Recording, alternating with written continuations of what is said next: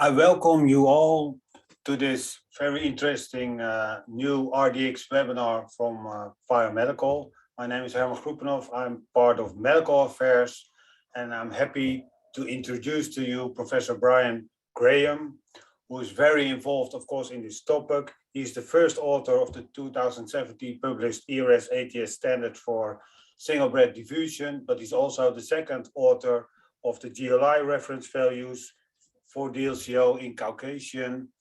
So again, very happy to introduce Professor Brian Graham from Canada. And I'm as well very interested, and I like his title, Achieving and Assessing Top Quality Measurements and speaking about grading in these DLCO measurements. So Professor Graham, please take over and start your webinar. Well, thank you very much for this opportunity to talk to folks about diffusing capacity. It's obviously a passion of mine. And although the title for the webinar was about alphabet soup, soup is just an appetizer. And what I will be talking about is the full meal. And although soup would usually come first as an appetizer, it's going to come about 3/4 of the way through the talk, because I'd like to talk about some of the reasons that we require this kind of grading in the system. So to begin with, here are some potential conflicts of interest. I get speaker fees. The one that some people might worry about is that I do have a patent for a new spirometer calibration syringe accessory and an agreement with Hans Rudolph. So that's the only thing that's going to make me any money there. Just a little bit. And as far as the objectives of this talk, I would like to review some of the frequently asked questions that I get about the 2017 guidelines and talk about some of the deficiencies that we had in the standards and what we can do about that. I want to really briefly talk about some of the quality control measures that were introduced, and that really gets into the assessment of how we know that we're doing good quality diffusing capacity. And then we'll talk about the grading system and how it's been modified. I'd like to also talk about some of the rationale for the adjustments we do to diffusing capacity. And finally, something that we've missed, but is still very important, are the responsibilities of the technologist and the patient concerns.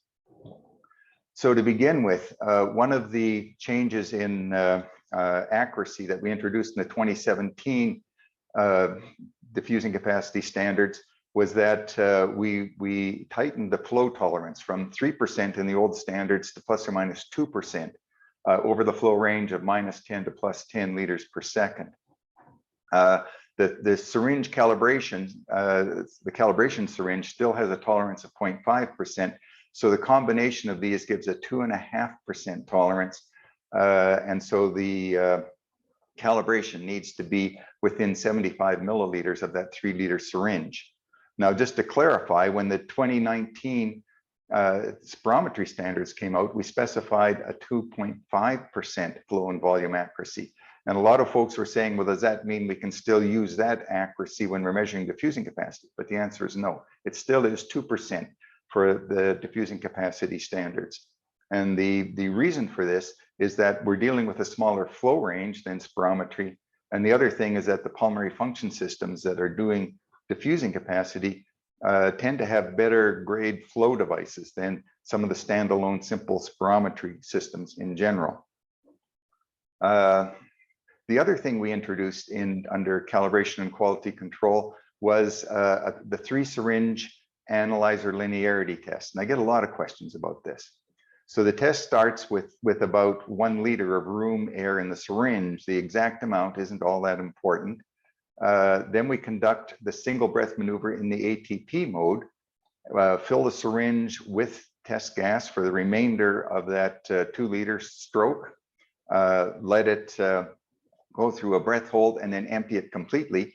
And the measured diffusing capacity, and this is an absolute value sign, the measured diffusing capacity should be very close to 0, within 0.5 mils per minute per millimeter of mercury of 0. And the alveolar volume should be within about 10% of the 3-liter syringe. So there's a couple of questions that come out of this. Is that what is the principle behind this? How does this work? Well, in looking at the linearity of the gas analyzers, we're actually now introducing gas by diluting it by about a third, because we've got that 1 liter of room air and then we had 2 liters of test gas. We're working at a different part of the concentration curve. And if there's a nonlinearity, then the CO might be reading higher than it should be, if there's or it could be reading lower. If it's reading lower, the system would say, well, it appears that I'm reading less CO than I would have expected. That must mean that it's diffused out of the syringe, and you'd get a calculation of a diffusing capacity. And that would be a positive diffusing capacity. But if the nonlinearity goes in the other direction, that's where you would get a negative diffusing capacity, because it would be measuring a higher concentration of CO than it should. Of course, the linearity of the tracer gas analyzer, usually methane, is the one that will give us the accuracy for the alveolar volume correction. So that way we can test whether the gas analyzers are working properly. One of the deficiencies in the guidelines that we should have talked about was, first of all, having a longer breath hold time. It should be at least 20 seconds, because when you breathe in, even within that syringe, you don't get complete gas mixing, and that can cause some problems. It's nice to have it really well mixed within the syringe before you empty it. The other thing is the option of using a larger syringe. Some people use up to a 7-liter calibration syringe, because that way you can repeat this test at different starting volumes and test the linearity over a much wider range. Another question that we get is in regard to the biologic quality control. Now, in the guidelines, we suggested that someone who's fairly consistently measures their diffusing capacity, we should get consistent readings, and that's a way of checking that the system is working. But the really important thing here is that the biologic control is definitely not a substitute for the use of a calibration syringe. And but we still encourage all the technologists and operators to know their own diffusing capacity and alveolar volume, and that allows them to conduct a test on themselves if they suspect a problem. But one of the things we found is that in some jurisdictions, including a biologic control where you have to report the diffusing capacity of the technologist, may constitute a breach of privacy for the employee. And so this should be an option rather than a requirement. So let's look at the diffusing capacity maneuver. So here we have someone with doing tidal breathing. Now in our lab, before they inhale the test gas, we take them right up to total lung capacity and then breathe all the way down to residual volume. That's where the test gas comes in. And of course, this is the maneuver of that sharp inhalation, the 10 seconds breath holding, and an exhalation. Why do we do this maneuver? Well, there's a couple of good reasons. One is that before we inhale the test gas, we can have the patient breathe all the way in, and you've got a bit more time to do that coaching and get people to breathe in as much as possible. And once you've got people up here, you now have a target, so that when they do breathe in the test gas, you want to see them get back up to here. And in fact, breathing in and getting people to total lung capacity is one of the least well-performed things in pulmonary function. That goes for spirometry as well. It's getting people to get that great big breath in and take them right up to total lung capacity. The other thing is that when you take people up to total lung capacity and then breathe out, we get a much better sense of what was going in, what the concentrations of tracer gas and diffusing capacity are before they take that breath of test gas. And that's important. And here's why. So when we, before doing the test gas, we get people to expire to RV. We're suggesting there should be a 12-second limit prior to test gassing, up to 12 seconds. You can either reach a plateau for people who are not obstructed, but for folks who are obstructed and they breathe out for a long time, we limit that to 12 seconds.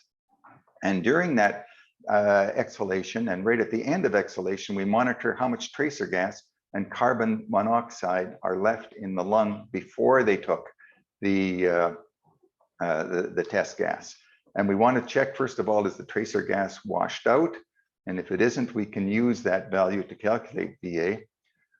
We can also use the expired CO concentration, first of all, to adjust for CO back pressure, but optionally, we can also use it to calculate or to estimate carboxyhemoglobin. And in some systems, that end tidal expiration can be used to determine whether there's any residual effects of water vapor or carbon dioxide on the analyzers. So before prior to test gas inspiration, some more clarifications here. So the end of expiration is either when the patient reaches a plateau, same as in spirometry, less than 25 mils in a second, or until an expiratory time of 12 seconds is attained.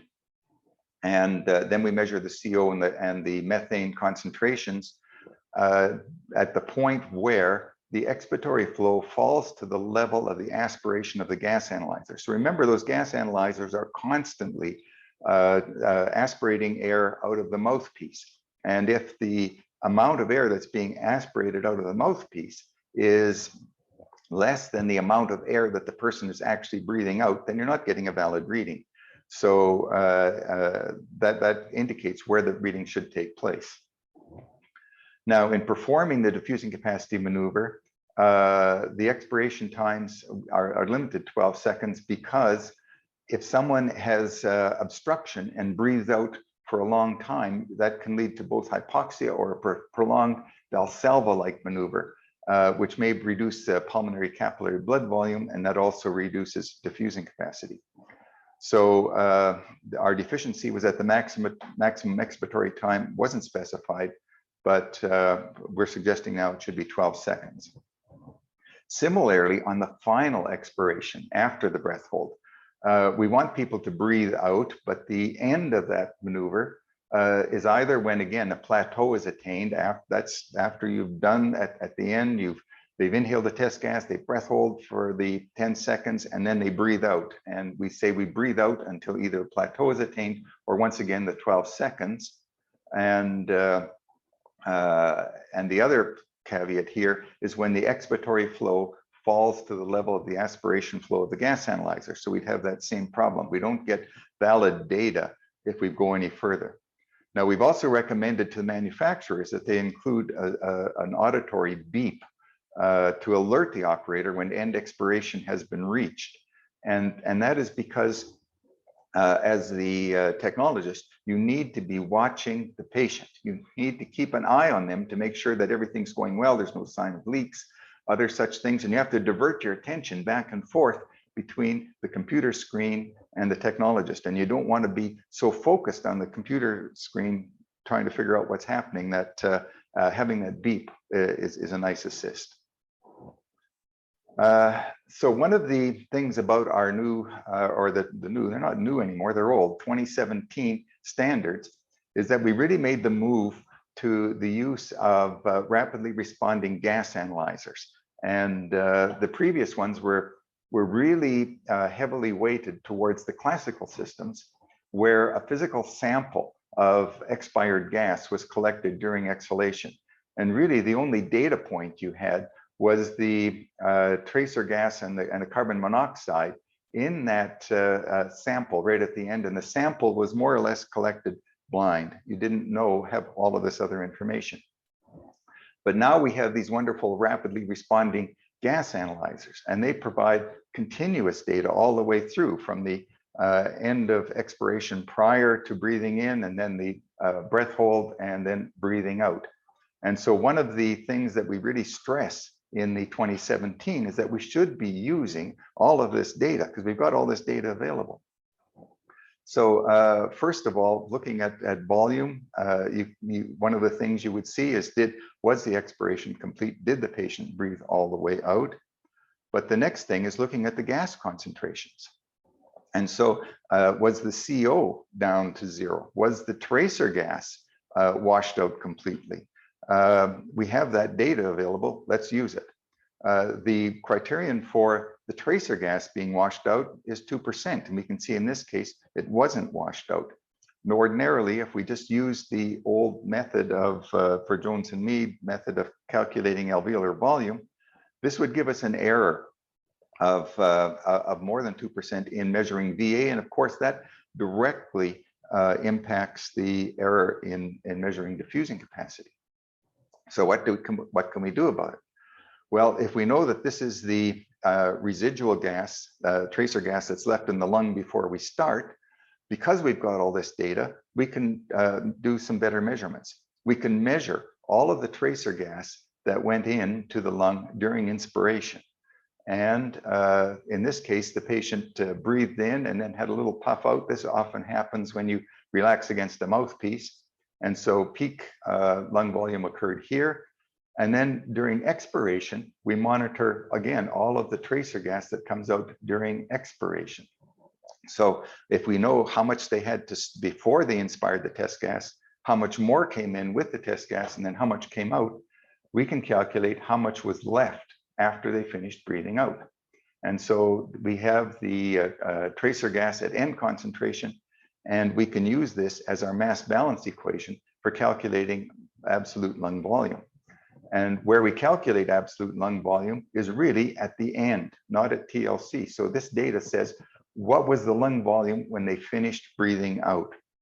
And then we add in the, of course, the volume that we saw them breathe out, and that gets us back up to TLC, and that's where we calculate total lung capacity, and of course we subtract the dead space to get alveolar volume. And so if we expire completely, we get a better measurement.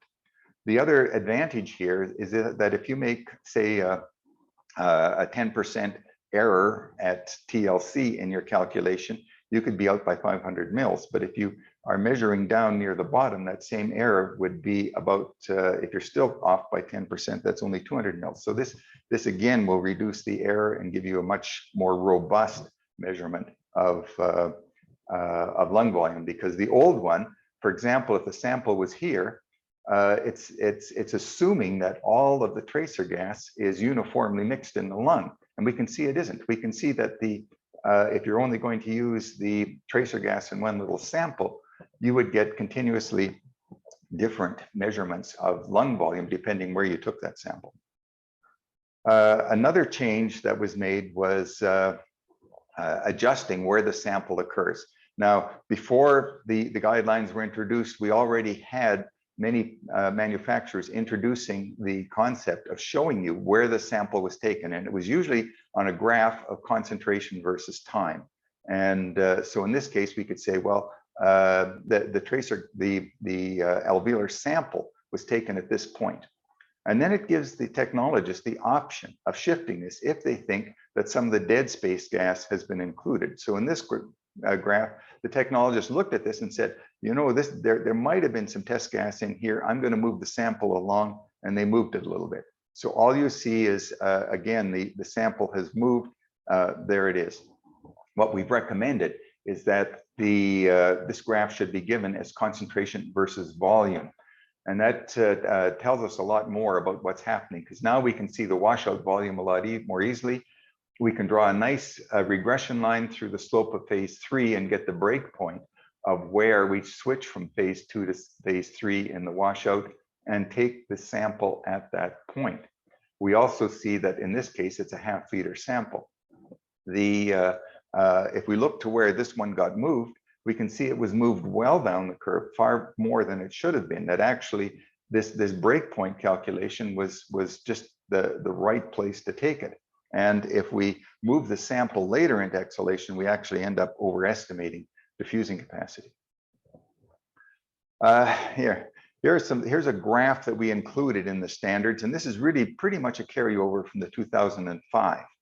And although it gives you some qualitative indices of what can happen with a maneuver in terms of looking at lung volumes, there's no quantitative stuff in here. And so it wasn't nearly as helpful perhaps as it should have been.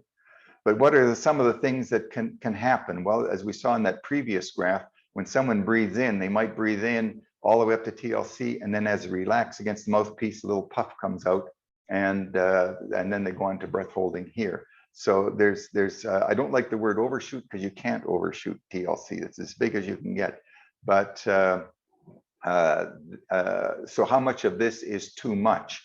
Well, in respiratory medicine, we usually try to think of about 5% of FBC as being important, and that might be something you can use here. Actually, because diffusing capacity changes very little when you're really near TLC, this probably isn't going to have a very big impact. A bigger problem is a stepwise inhalation, where you breathe in, they didn't quite get all the way up to the top, take a little, slow down a bit, but then the technologist is saying, no, breathe in, and then they come up. That again is much more of a problem. And once again, if this is more than about 5% of FBC in here, that's probably not worth looking at. Another, what counts as a stepwise inhalation is that right near the end of breath hold, little puff comes in. How would that happen? Well, if someone were, while they were breath holding, were doing a Mueller maneuver, they were still trying to breathe in, but they couldn't because the valves were closed. And when the valve opens, a little puff comes in. So that's a concern, because if they're doing a Mueller maneuver during breath holding, they're actually drawing blood into their lung as well, and you'll overestimate diffusing capacity.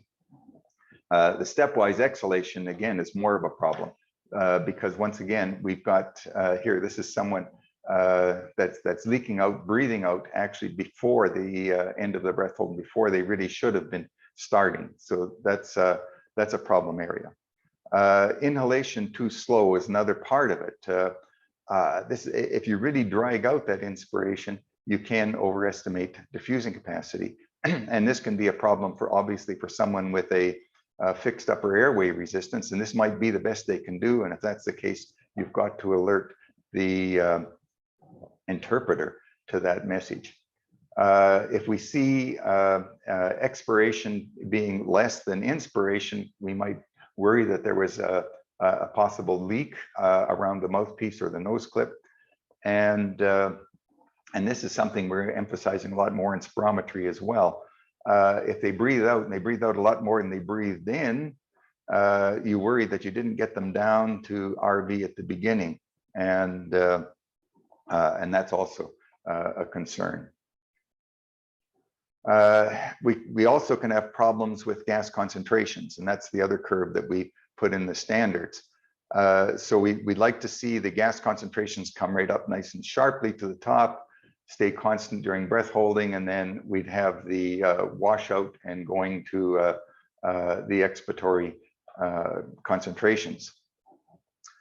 One of the things that we might see here is an inspiratory leak. So rather than going up straight, we get this noise that's happening here. This is often associated with problems with the demand valve, maybe a leaking demand valve.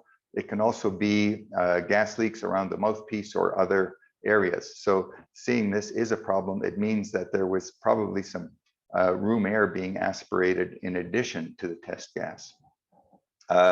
Another problem that's probably I've seen more frequently is gas concentrations falling during breath holding. One of the reasons that this can happen in some systems is that because you've got those gas analyzers, again, they're constantly aspirating gas out of the mouthpiece. If you close off the demand valve and you close off expiration in order to force breath holding, and those gas analyzers continue to draw air out, you create a vacuum, partial vacuum within that mouthpiece, and air can leak in. And if air leaks in, you get these concentrations dropping.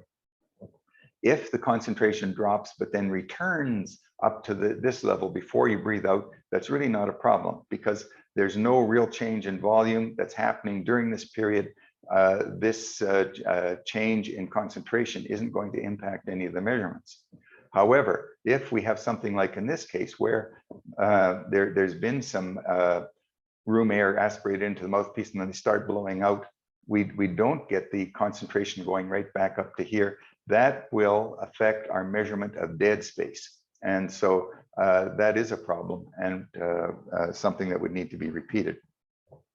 So here's an example of some of the things that I get. Somebody's emailed me a curve and said, you know, what happened here, or is this acceptable?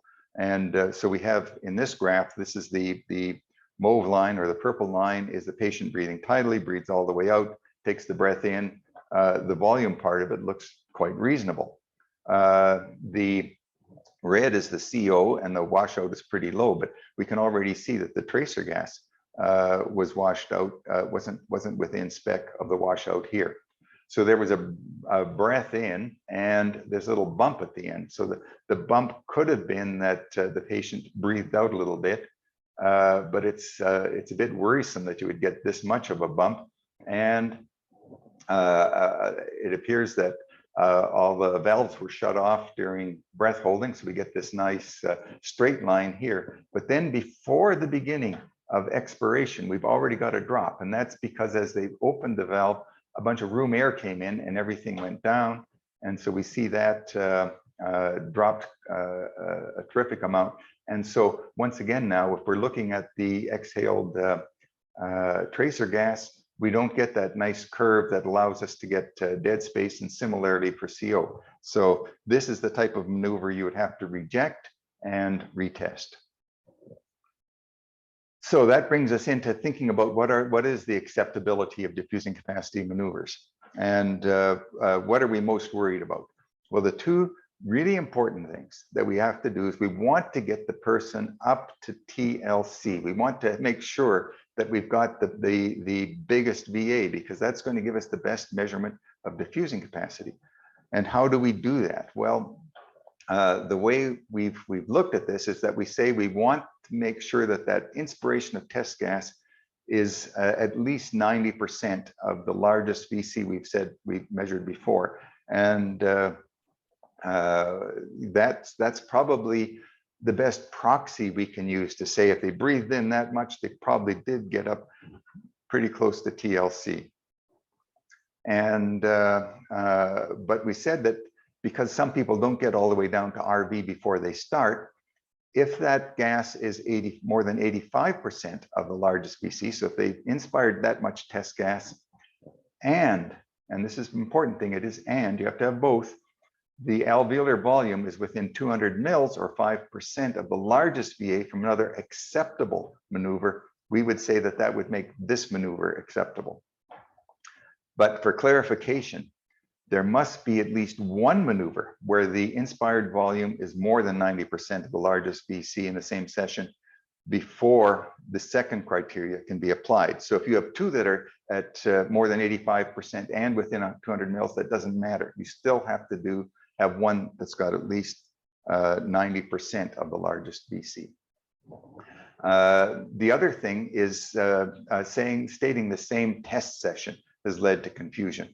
Because what happens if after you've done the diffusing capacity, you do your post-bronchodilator spirometry and you get a bigger lung volume there. So the intent is that you gauge the VI against the largest VC you've observed either prior to or during the diffusing capacity trials. And so if you do the pre-bronchodilator spirometry, then give them the bronchodilator, and while the bronchodilator is taking effect, you do your diffusing capacity, then you do post-bronchodilator afterwards, and say you measure a bigger VC post-bronchodilator.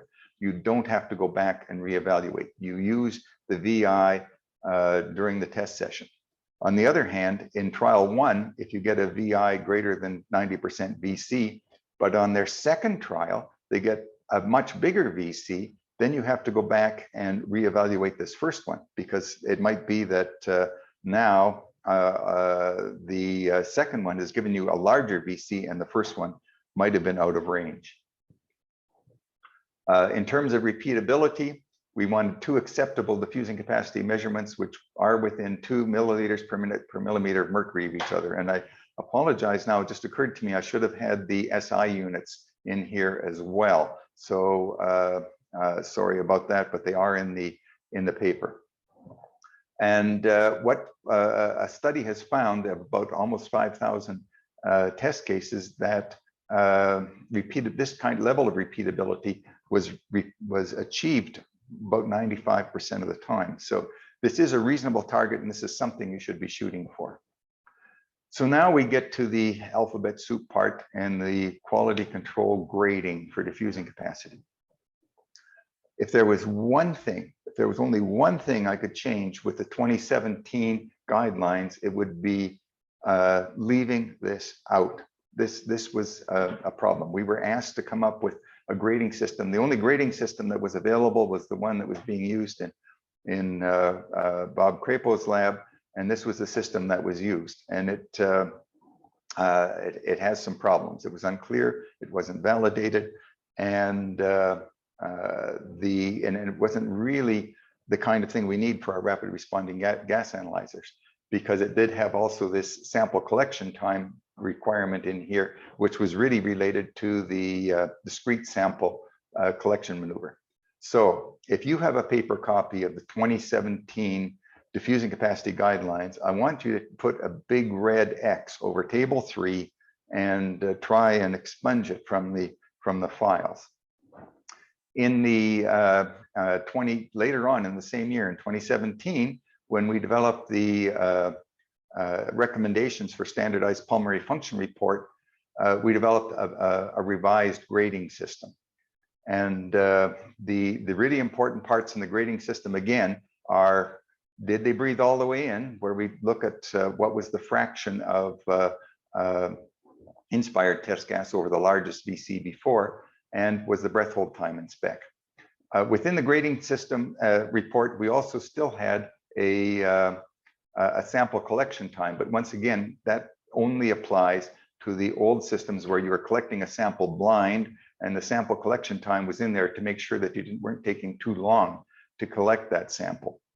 But now, of course, with the rapidly responding gas analyzers, we can see exactly where that sample was being taken and adjusted as necessary. So we don't need that third column. There's still problems here. And one of the big problems is that the grade that's assigned applies only to the individual maneuver rather than the test session as a whole. So we should be trying to get 2 grade A maneuvers.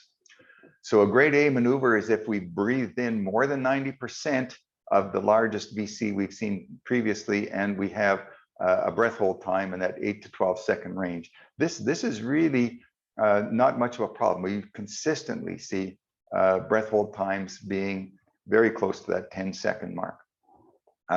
Grade B is if we only get up to 85%, which was the old standard in the 2005, and of course we go C and D if you're only up to if you only get to 80%. So this really specifies the degree of confidence that the interpreter can have that this was actually a really good measurement of diffusing capacity. So this A gives you the most confidence that what you're measuring is correct for that patient, and as the grades fall, you have less confidence in that measurement. So what are some examples of how we apply the acceptability and repeatability in the grading system? So here's some examples. So let's look at the first set. And in the first set, we had 2 trials. In both cases, the inspired test gas was more than 90% of the largest VC. So both of them met the criteria. And when we looked at the diffusing capacity measurements, they were well within that 2 mils per minute per millimeter of mercury tolerance. And so this one qualifies. We've got 2 grade A maneuvers and they're within tolerance. We're fine. In the next set, we have in trial 1, 91% of inspired gas over the total lung capacity was breathed in, but in the second one, it was 88%. Well, now we can apply that second rule, because we can say that if the VAs were within 200 mils, and they are in this case, then this 88% qualifies as still meeting up our grade A criteria. So we get the other green here. Now we can go back and check, are the diffusing capacities within 200 mils? Yes, they are. So that's a good session. We're fine. So the third case here, once again, we start with this first maneuver being at 91% of the VIVC and the second maneuver at 88%. But in this case, when we look at the VAs, we see that they weren't in range, that the second one was lower than it should have been. And so we cannot upgrade this one to a grade A, and we have to do another maneuver. So here we get another case where both of these are less than 90%. They're close, one's 88, one's 87, but they haven't hit that 90%. And even though the VAs would be within spec, we can't consider that as being important. We still have to do another maneuver. And when we do another maneuver, we might find that the VAs are within spec for these two as well, and the diffusing capacities are in spec, and we might end up with 3 grade A maneuvers, but we can't say that until we've done at least one maneuver where we've been over 91%. And finally, if we have both maneuvers meeting the inspired gas criteria, but the diffusing capacities are not within that 200 mils, then once again, we have to do another maneuver. And so that's how we use this to really gauge our quality control. So another thing that we introduced in the new guidelines was adjusting for barometric pressure. And so why do we do that? Why are we concerned about adjusting for barometric pressure? And this graph shows average barometric pressure at some cities around the world. And it shows how it varies with altitude above sea level. Most of the large cities in the world are very close to sea level, and they'd be right down about here. Paris is only about 50 meters above sea level, or a little less than that, depending where you are and where the lab is. And so there's not much of an effect. But of course, as you go higher and higher above sea level, the barometric pressure drops. And as the barometric pressure drops, a couple of things happen to that test gas when it goes into the lung. One is that the percentage of the gas that is water vapor increases, because water vapor is dependent. The water vapor partial pressure is only dependent on the temperature. And as long as you're at body temperature, the water vapor partial pressure is fixed at 47 millimeters of mercury. And as you have lower and lower barometric pressure, that 47 becomes a larger and larger percentage of the gas. The second thing, of course, is just that as the pressure drops, the partial pressure of oxygen in the alveolus drops as well, and you get less gas being transferred across the membrane because there's less of a driving pressure to get that oxygen across. And when there's not as much oxygen going across, of course, as you get to higher altitudes, the hemoglobin saturation will drop. And so how does that affect the carbon monoxide? Well, now any carbon monoxide that goes across the blood gas barrier and into the red blood cell will have less competition for that hemoglobin, and will be binding much more tightly. And so as oxygen drops, the carbon monoxide will have a much better advantage in being taken up by the red blood cells, and that increases diffusing capacity. So of course, carbon monoxide has about 240 times the affinity for hemoglobin as oxygen. So that means if there's 240 oxygen molecules and 1 CO molecule fighting for the same spot on the hemoglobin, it's about a 50-50 chance which one wins. But of course, in terms of diffusing capacity and the classic thinking about it, we always were taught from the start, from Krog's initial equation, that when the CO goes across the membrane, it's taken up immediately by the hemoglobin and the back pressure is 0. But no, it isn't, because some of the CO does get knocked off by the oxygen and it's there. So that was perhaps a bit of a long-winded explanation, but what it points out is that as you decrease the barometric pressure, you end up increasing diffusing capacity, because it's easier for the carbon monoxide to get taken up into the blood. And so, and what we find, of course, is that as we increase in altitude, we get increasing errors and overestimation. It's not really an overestimation. We actually do measure a much higher diffusing capacity. So diffusing capacity increases as the altitude above sea level increases. And so even if we get to a place like Chicago, which is about 200, 250, we start getting about a 1% error. By the time we get out to 500 meters, and I got this in because where I am in Saskatoon, very close to the same level as Munich, we're already up to about a 3% increase in diffusing capacity. And if we get out to around 1,000, then that's places like Ankara in Turkey or Calgary here in Canada, we're getting closer to a 6%. Salt Lake City and Zurich are both at about 1,600 meters above sea level, and that's about 7% higher. And Salt Lake City, of course, is where Bob Crapo did his initial diffusing capacity standards at this level.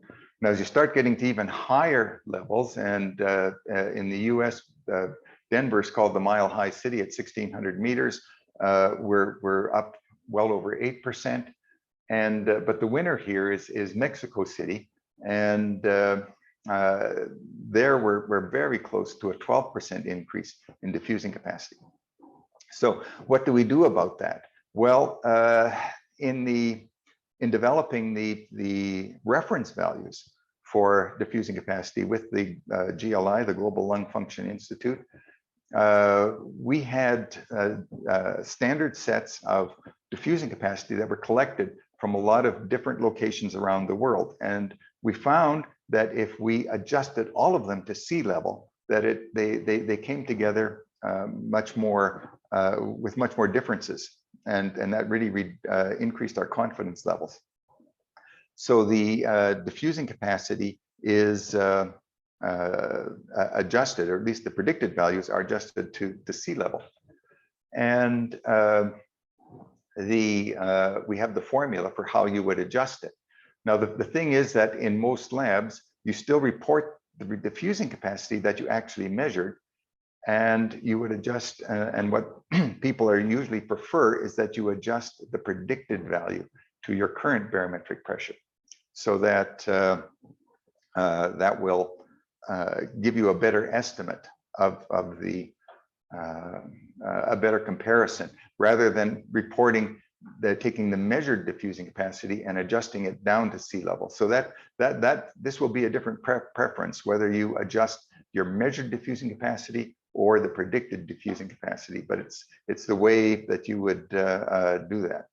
Now, if barometric pressure is unknown, you can estimate the mean barometric pressure at the altitude of the lab using this formula. But you really should measure barometric pressure, and a pulmonary function lab really should have a good measurement of barometric pressure. And there's one more point I just want to go back to the previous slide to point out, and that is that you see this yellow line here around the middle. So even though barometric pressure increases with altitude, this yellow line shows the difference between a low pressure cell and a high pressure cell coming in. And so that even though, say, even at sea level, you don't get 760 all the time, it's going to vary depending on whether you've got a high pressure cell or a low pressure cell coming in. And that can make a 0.5% difference in extreme values. It can make even a 1% difference in the measurement of diffusing capacity. That sounds small, but there are so many sources of error that we can't control. Let's control and do our best to control the ones that we can control. And that's really an important principle in looking at diffusing capacity. So we should also be adjusting for hemoglobin, because as the amount of hemoglobin increases, diffusing capacity increases. And we've said that we should be using reference values because hemoglobin changes with age, sex, and ancestral origin. We should also be adjusting for carboxyhemoglobin. So if we measure carboxyhemoglobin, we know that if there's large amounts of carboxyhemoglobin, that will also reduce diffusing capacity.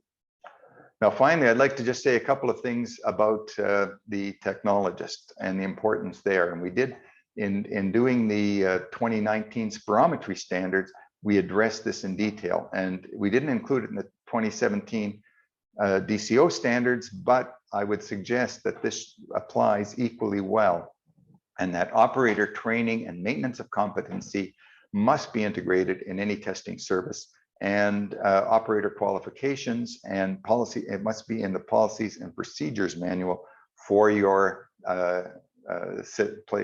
facility. Another really important thing is that your operator comments. They're a really important part of the test report. It really gives the interpreter the context of where, of what was happening with the patient at the time you were doing the testing.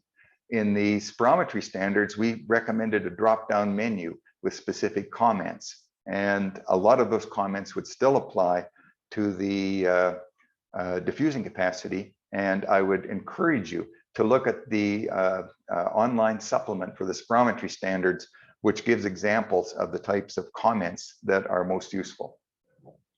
The other part of it as well was we didn't really go into a great lot of detail about the conditions, the general considerations for testing, and how you prepare the patient for the test. In the spirometry standards, we revised these. I would say those same things apply, except that in the spirometry standards, we said no smoking, vaping, use within an hour of the test. This should be for, if you're doing diffusing capacity, we don't want that to happen on the same day of the test, because we don't want the, we want to keep that CO back pressure as low as possible. And it's also important to report any new or observing systems that are there. In the spirometry standards, we also did a survey of patients to ask them about what are some of the things that they were concerned about in doing tests. And the survey really pointed out a lot of interesting things. And once again, I would refer you to this document. It should be in the list that of references that I hope were circulated to you, and that will give you some ideas of what are the kinds of things that the patients are concerned about. Because really the overriding thing here is that as a technologist, you need to have the right skill set. You need to know what you're doing in testing. You need to know how to make your instruments work the best, how to keep them calibrated. That's really important. But you also have to have the mindset. You have to have the respect, the empathy to really engage that patient. Because remember, we're doing this for the patient, and you need to do what you can to get the best results for that patient. So these are the references. I'll leave this up for now while we answer some questions. But I think that as I say, I hope that these have been circulated to you, and if not, they can be made available. So Herman, I guess we might have some questions here. Yes, Professor Brian Graham, thank you for this excellent presentation, clear presentation, and thank you for your latest also conclusion. Although it's a very technical thing, you make it clear that at the end it's for the benefit of the patient, and I like this very much. Yes, we have already some questions, and I will encourage all the attendants to raise your questions by the questions and answers box. The first question, and we have still 10 minutes. Should the target for inspiration come from the actual vital capacity? So like in the same visit before the DLCO already measured, and I know you can also read the questions, or is it okay to use the first part of DLCO? So I guess if you start with DLCO, you start with the vital capacity first out completely in, and you do the second, you can use the first as a reference. So if you have a larger measurement of vital capacity that you've observed, if you've done spirometry ahead of time, that's the one you use. You use the largest you've seen, not the largest just in doing the testing, but if you brought that patient in and on that day, the patient's already demonstrated that they have a vital capacity either through spirometry or through other testing that is larger than what you've measured, that's the one that you use. Use the largest that you've seen, regardless of whether it's part of the diffusing capacity testing set or the spirometry that you've done or other testing that you've done just within the session on that same day on the same patient just before the blow. Okay, so so as I understand you well, so you can use your first trial from your DLCO measurements. Yes, I mean, if all you've done, if you just start cold with diffusing capacity, Yeah. then you don't have a whole lot to go by. You have to, provisionally accept it, so to speak, because you want to see that repeatability coming in. But again, if you're, it's really important to get that, to stress people, to really push them at both ends, to get them to breathe all the way out and then to breathe all the way up again. And that's really the important part of it. Yeah. To be honest, it seems I spent 30 years on the PFT lab. So do you recommend do you recommend this sequence, or do you recommend first to do spirometry? That's a good question. I think I'm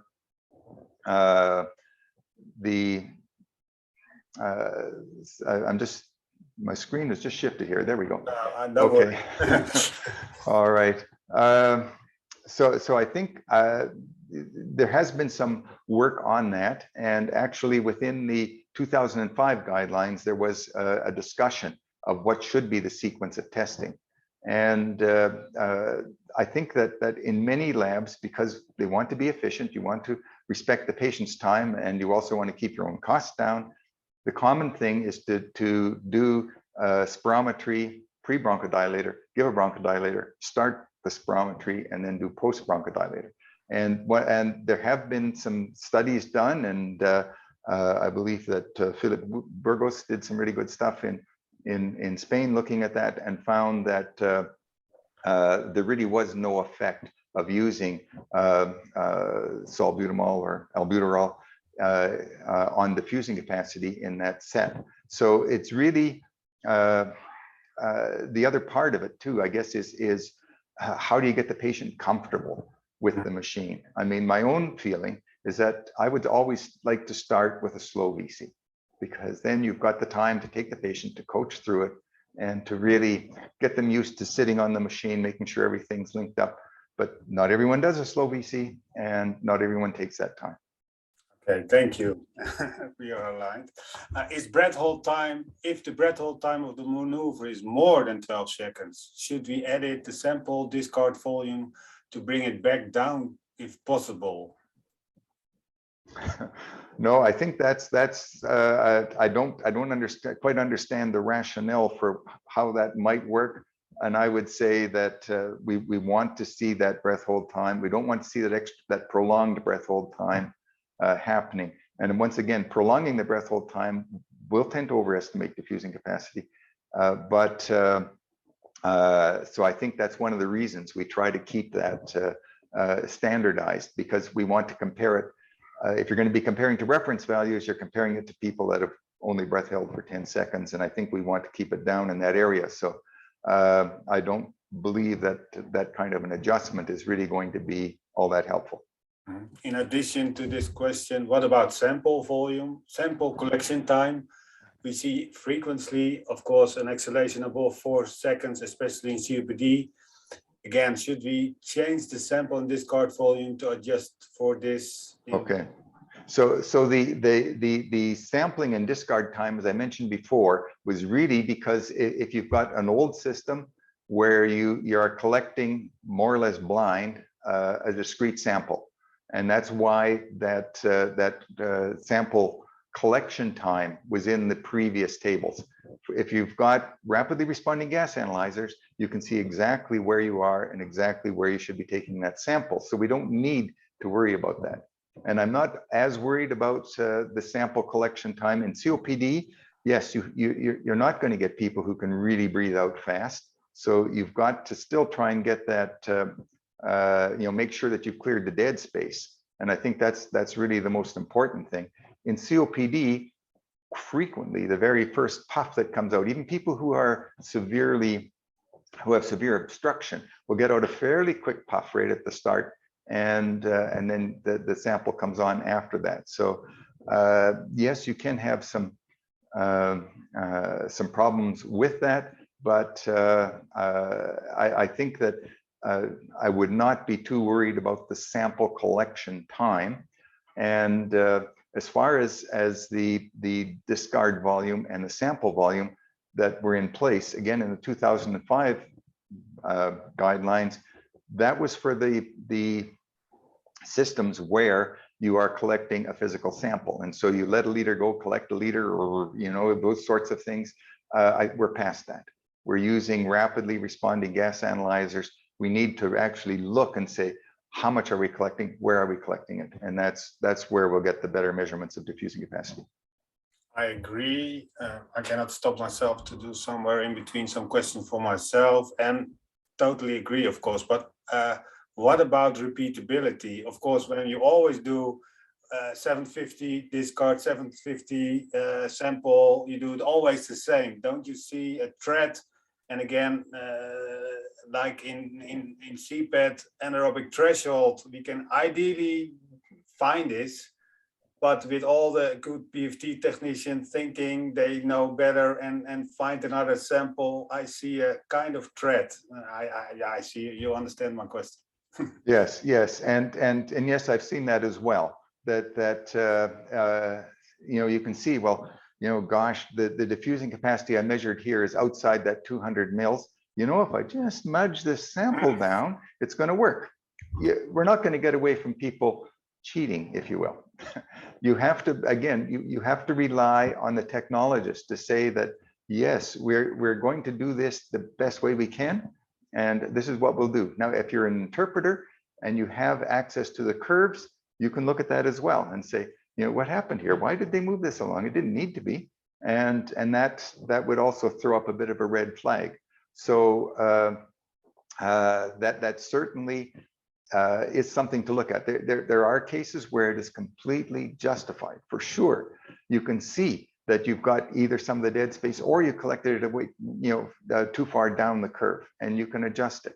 But I think the algorithms that I've seen lately that are being used to get that break point and get the sample at the right place are by and large pretty darn good. And usually the newer algorithms are getting the right answer. Yeah. So you have to have a very good reason to change the sample, trusting the systems.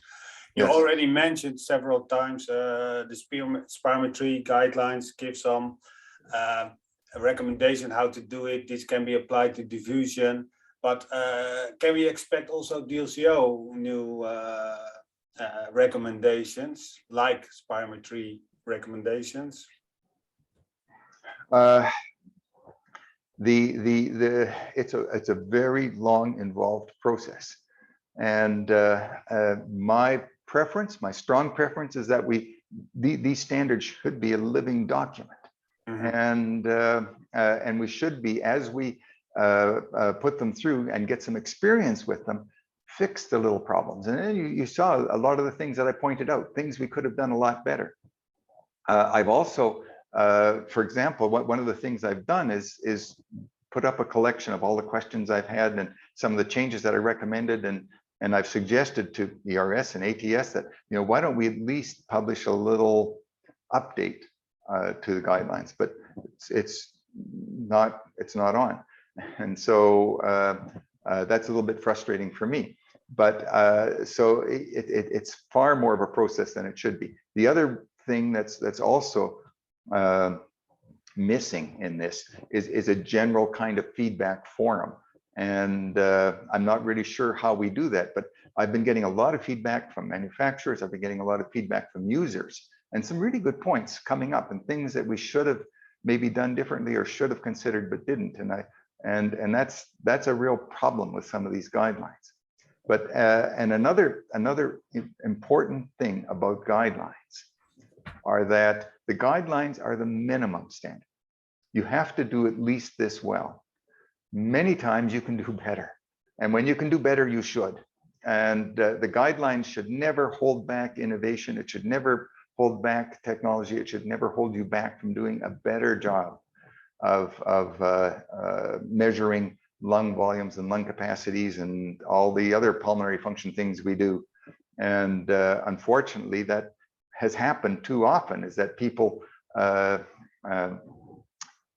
rely too strongly on just exactly hitting the guidelines and don't do things that would actually give you better results and improve. And so even, you know, like you know, spirometry and gas flow measurement, in many cases, we can hit 1%.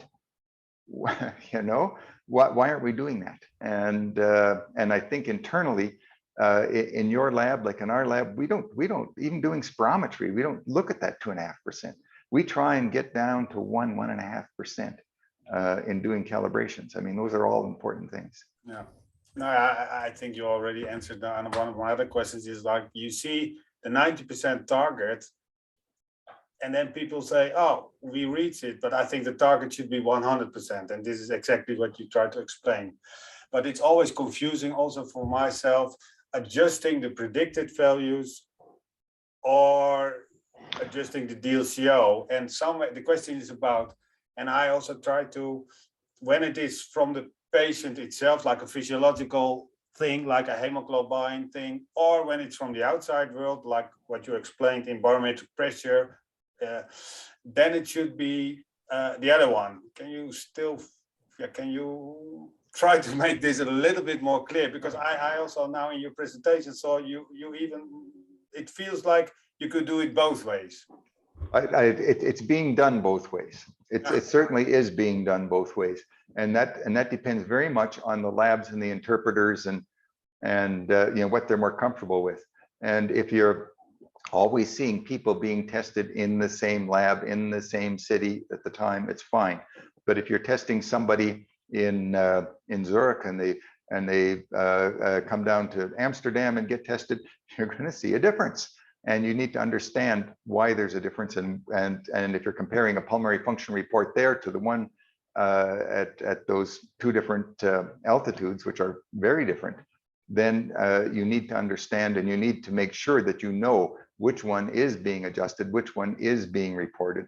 In the standardized report, we said report the measured value and then report adjusted values so that you know where it was and what had happened. And in the online, the GLI online tool, which will give you it's labeled TLCO, of course, but you can do it in whichever units, either SI or traditional units. And there you have the option of showing what the adjustments are. Yeah, so you leave space to do it. You know, the real world does it in two things, which is that is better than not doing it. And yeah. Well, the thing is that you can one of the most difficult, I shouldn't say it that way. The people who have grown up with always doing it one way, and that's the interpreters, and they like to interpret it that way, they're going to keep doing it. and so you know, you might have equipment and other reports which follow one standard, but the people who are doing the interpretation in their own minds like to have it a particular way. I don't know that it's as long as they understand what's doing and the impact of how those reference values are being applied and the procedures, it's not going to be much different whether you do one or the other. So I really don't think we should be pontificating and saying you always have to do it this way. Okay, we still have some short questions, and I will not try to put in my own questions. And sorry already for all attendance, but I think we can manage this in another 10 minutes, which I discussed also with Professor Graham, that he is okay. And I think it's always better to have a live answer than an email answer. Do you have any comments, resources about possible effects on ethnicity on DLCO? Wow. Well, of course, this is currently a very topical issue, especially in spirometry. And you know, are there differences based on ancestry that will give you differences in lung volume? And if there are differences in lung volume, how does that translate to differences in diffusing capacity? So just having you know, looking at various differences in lung volume. If you expect people to have bigger lungs, you might expect them to have bigger diffusing capacity. But you have to remember, volume was only one part of it. The other side is the blood side. And so there can also be differences in hemoglobin. And certainly within the United States, the the NHANES study there showed quite large differences in hemoglobin between people of African ancestry and people of European ancestry. And so that's another concern. In the GLI values, when we got them, we did not have we had precious few studies in looking at population values of healthy people in diffusing capacity. We just did not have sufficient to really give us any notion of people who were other than European ancestry. So we don't have data on that. And that's an area where we do need to have more data and need to work on that. My own feeling is in this area, one of the reasons that we're seeing differences in lung volumes and predicted lung volumes is that we rely too heavily on height. We've always used height because it's easy to measure, but height is composed of three things. It's got leg length, it's got spine length, it's got head length. And if we're looking at how height affects lung volumes, we would expect the trunk length to be the most important thing. And so in people who have longer legs, and we use the same variable as height, of course, we're probably going to measure a smaller lung volume in people that have proportionally longer legs.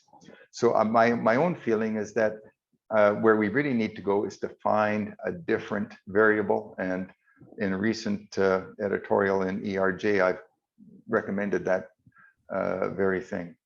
Okay. I think you already answered this question. Should we start by spirometry or diffusion of DLCO? And I think you said yes, but you can of course say. Yeah. Another one for reference. So I see also some spirometry related questions, but I think because you are also there, the author, you can answer them, and we try to help everybody. How important is to use GLI 2012 spirometry instead of the ECCS 1993? So I think there's a few things to look at here, and in moving across the 2005 guidelines were quite a difference in both spirometry and diffusing capacity from the previous ones. And so the older European standards were developed with different equipment. And so the whole notion, both for using things like an expiration only spirometer and the old dry rolling seal spirometers, which were used at the time of collecting those older sets, the 1990, it was the 93 set, I think is what they were referring to. And so if you want to compare what you're doing now, you should be doing it as much as possible with similar equipment, or at least similar processes to what you're doing now. What about the breath hold time of 6 seconds? Is this ever acceptable? So I can again speaking. Yeah. So people cannot keep their breath. Yes, and so when that happens, if that's the best the patient can do, that's what you take and you report to the interpreter. This was the best they could do. There of course have been some studies in people who are doing nitrous oxide diffusing capacity, the NO. They only use a 5-second breath hold, and there are some comparisons of a 5 to a 10-second breath hold. In normals, it's not a huge difference, but I think that you don't want to give the patient so much grief. You certainly don't want to harm the patient. If they can't hold their breath for more than 6 seconds, you're not going to just block them off and not let them breathe. And so if that's all you've got, you accept that, you report to the interpreter that this was all they could do. Another question is, of course, people should not use oxygen during the DLCO, so people can desaturate. What is an acceptable desaturation, lowest saturation value where you still can do a DLCO measurement? Thinking of this, you explained something about high altitude. I can imagine that the low saturation can also influence DLCO measurements. Of course. And so again, this is a bit of a problem, and we've included some of those requirements in there, but it can take from breathing oxygen to breathing room air, it can take up to 10 minutes before you really equilibrate. And so we don't have that kind of time. So within the guidelines, we say, well, just get them off, have them do a few breaths and blow. Once again, we don't want to cause the patient any grief. And again, it's also really important to let the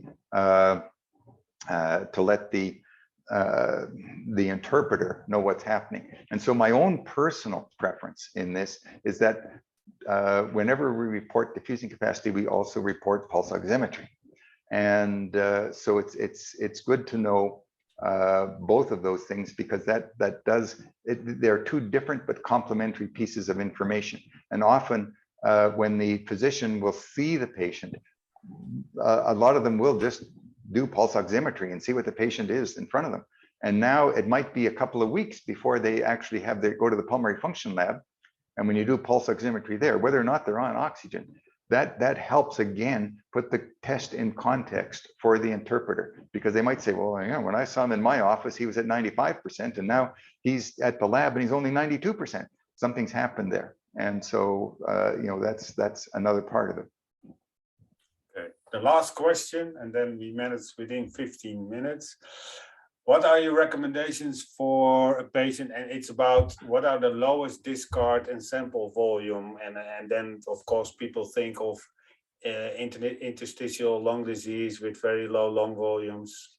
What are the lowest settings? And I think now regarding this rapid analyzers. Yes. Yeah, this really does strongly make the case for why you should be using rapid responding gas analyzers. And so in some cases, again, with low lung volumes, and depending on the type of system you've got, the washout can take up a big part of that. And you may end up with only collecting even just the last few hundred mils of the sample. But again, that's the best you can do. So that's the way you do it. But I think that's really important. We don't have a fixed discard volume. We don't have, in fact, may not always have a fixed sample volume.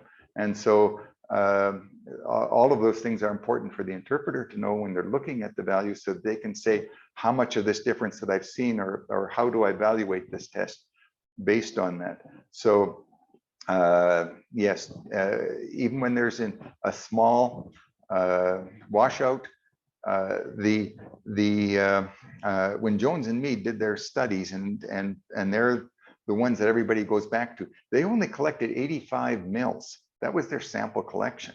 So it was a really small collection. But of course, with normal people, with normal healthy people, that might be acceptable, but not with people with disease. Again, for this, you want to have a larger sample. It would be better in this. So I would say that in this sort of a situation, you find the point of dead space washout. If they've got really small volumes, you might end up taking everything you've got after dead space washout. Okay, thank you. And by this, I want to close this session, and not before I of course, say a big thank you to Professor Graham for this excellent presentation, and also excellent answering all these questions. I apologize again for the extra 15 minutes, but for me it was already worthwhile. So I hope also for all of you, enjoy your evening. I'm speaking from Europe. Enjoy your evening or complete day, and hope to see you back in next webinars about this kind of quality topics, which are important. And this was also stressed by Professor Brian Graham. It is important to have the highest quality we can get for the patients. Thank you. Okay, thank you. It was my pleasure. Bye.